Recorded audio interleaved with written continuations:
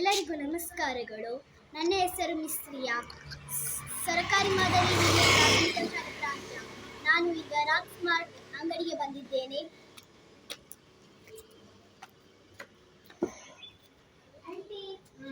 ನನಗೆ ಅರ್ಧ KG tomato ಕೊಡಿ. ಬೇರೆ ಸಾಕಷ್ಟು.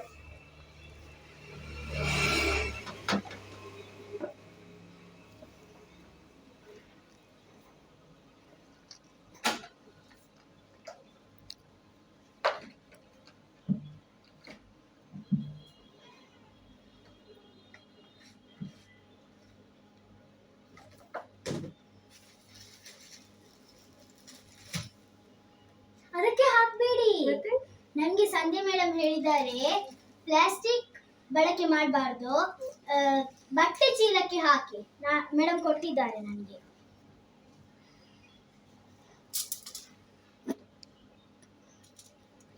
ಧನ್ಯವಾದಗಳು.